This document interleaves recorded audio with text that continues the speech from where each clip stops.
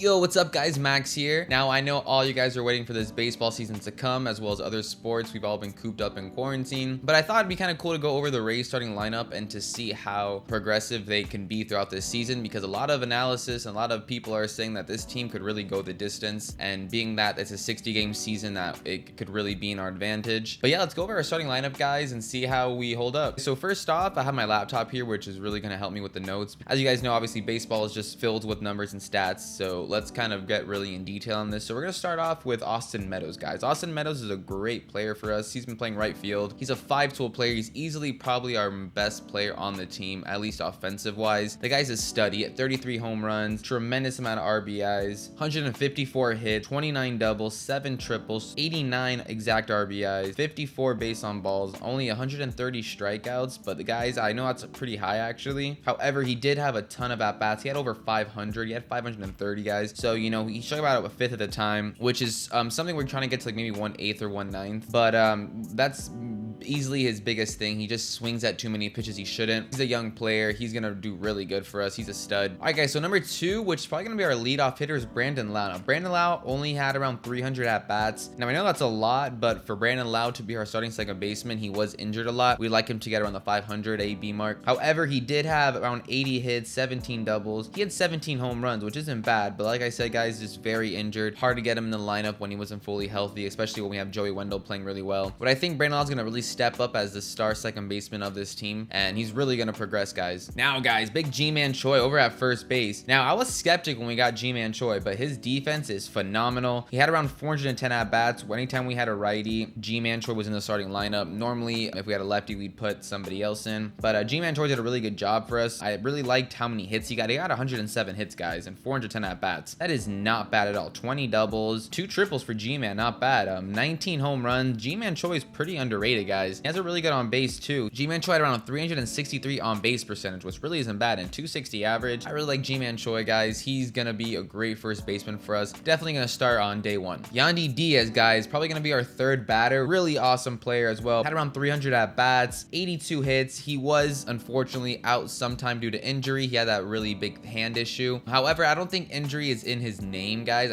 Meaning, I don't think he's gonna get injured too often. I think that was kind of just like stupid injury he did diving into third. It wasn't really like a hamstring pull or anything along those lines. So I think Yandy Diaz is gonna make a really great comeback. He was awesome for us in that wild card game, guys. He's easily our key third baseman in this. Super underrated. 82 hits, only 300 at bats, not bad at all. He had a good amount of home runs, 14 too for only 300 at bats, not bad at all. 40 RBIs, 35 walks. He does walk a lot, which is really cool and really clutch for us, guys. With a 340 OBP, Yandy Diaz had a 480 slugging percentage. I really think if Yandy's healthy, guys, he's easily our starting third baseman, and he's definitely gonna hit around the 30 home run mark if he plays a good amount of games. All right, guys, now Aviles Garcia, who we're probably gonna end up moving to left field now that Tommy Pham has been traded. I really like this guy, Aviles Garcia from the White Sox. When we got him, I was so happy. He had around 53 runs. He had 490 at bats. He was one of those players, guys, that played a lot. 61 runs, 138 hits, 25 doubles. Really, really reliable. 35 base on balls. Really nice to have. 282 average, which is one of our highest averages on the team, if not the highest, I'm pretty sure. With a 332 OBP, guys, Aviles Garcia is gonna do really good for us. I have no doubt in my mind he's gonna be our starting left fielder, and I assume he'll bat sometime in the cleanup, maybe third, maybe fifth. It really depends how we're gonna have Yandy Diaz in the lineup.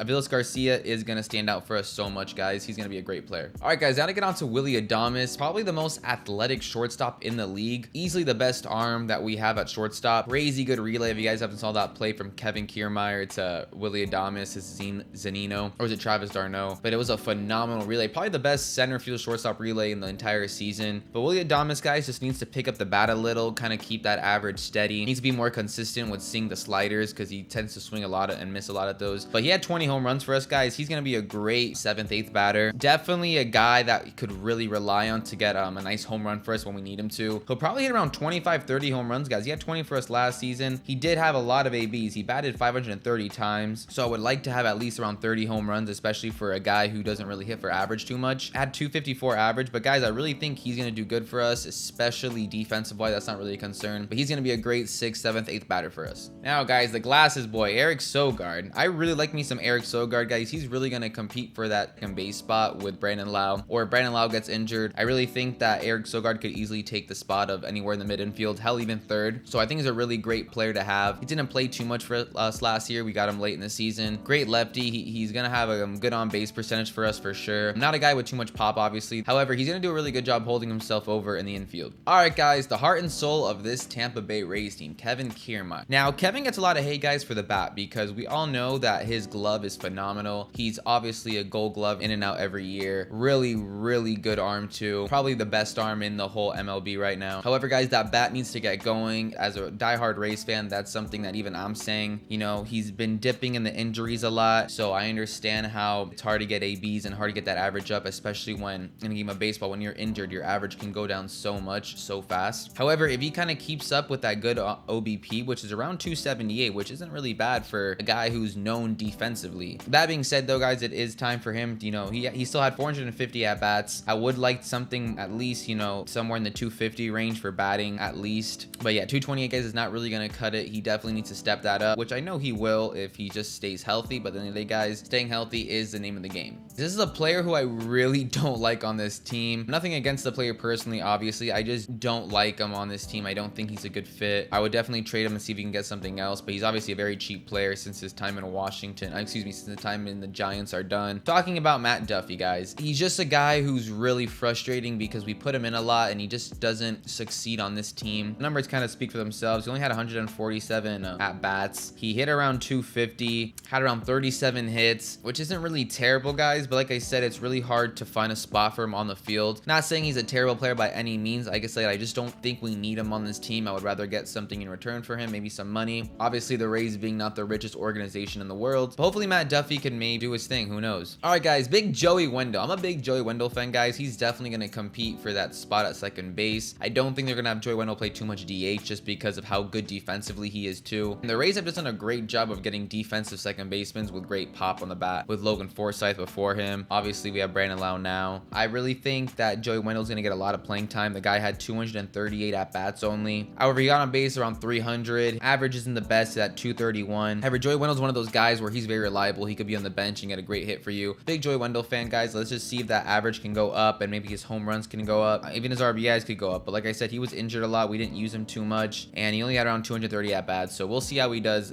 later this season. All right, guys. Daniel Robertson, obviously he got his job taken by Adames. I don't see him playing too much third base for us. Now they're going to have a healthy Yandy Diaz. He's definitely a guy we're probably going to call up a lot. Don't see him staying on the 25-man roster. I know the roster things are different due to COVID and stuff, so maybe he'll be on the team. However, like I said, I'm not sure about him. Daniel Robertson for me is like an okay player. He'll get home runs for us here and there. Definitely no starting caliber type player. Definitely an okay bench player though. I see him popping off maybe later towards in the playoffs if we need him and stuff like that. He's definitely been in high moments and succeeded. So we'll see how he does. I like Daniel Robertson. He's all right for what his role is as a backup shortstop, backup third baseman, someone to back up that left side of the infield. A big problem for the Rays is right now at least is our catcher issue. We have Mike Zunino, a big Mike Zunino guy. I really like him. The only thing is his production isn't there right now, guys, offensively. And with Travis d'Arnaud really helping us out in that offensive spot, I feel like that's really what helped us as a team. And I don't see Mike Zunino being that offensive star. You know, if he at least got like 20 home runs for us, I would be, you know what, whatever, throw him in. He's a guy who can hit power here and there, which is kind of disappointing for a power hitting catcher. Most of his career done, he hit 165, guys. Obviously, d'Arnaud ended up just taking his spot instantly. Zeno's gonna come back hungry though, so if he could just kind of hold his own weight, then you know I'll like him. But nonetheless, his defensive is phenomenal. His throwing out runner percentage is very good. He does get on base okay. 230 for a catcher isn't terrible, but it's obviously not good at all. But we'll see, you know, guys. Mike Zeno is gonna be a great defensive guy for us, and we can keep that bullpen in check. That nasty bullpen that we have that I'll go over later or make a new video for, depending on how long this video is. He will be a really good player for us, and I'll definitely start as of day one. All right, guys, I'm gonna get to our last player. I know I'm obviously missing a ton of players, but I'm only doing the starting 9 that I think, or starting 10 to 12. I think gonna be really good players for us, guys. Let's go with King Long, second base. He's obviously a guy who's gonna probably be that speedster who can do his best to get on base and steal and pinch run for us. He's by no means no starting caliber player. He'll probably play mid infield. One of our executive producers just Jessica Mean made this I'm not really mask too for me. hyped on With him. full Not really too faith, hyped we on him would too see the much. All Dodgers right, guys, play that is this the season. entire And lineup. here we are. Thank you guys Take a so much listen for to watching. the Please official like and announcement subscribe. from the Dodgers. I do sports videos, I do music videos, and I do movie video reviews. I really love doing a wide topic of stuff on my channel, guys. I'm just a college kid who really loves to review stuff. I really love art and baseball. I've been playing since I was 3 years old. I played up They to the tweeted high that school right after the level. Major I really League just love Baseball the sport, Players guys. I love Association doing and football team videos. I owners love doing sealed every a type of deal. video We on are my now channel. looking I'm a at big a fan of just 60-game reviews and season art along and with stuff like training that. camp. Feel free to get my Training other will start stuff just July looking 1st, at so if you 1 want. week with But thank you today, guys with so much many for teams watching. I'm gonna do training more at their baseball home videos 'cause I've stadiums or noticed close that to they're home. kind Right now, of it looks in like need opening right day. now. You know, baseball's kind of dying and it's kind of sad to see. However, hopefully the good folks of baseball lovers can keep that alive. Thank you guys so much for watching. And like I said, check out more videos if you want. And I'll see you guys soon for another video. Peace out, guys.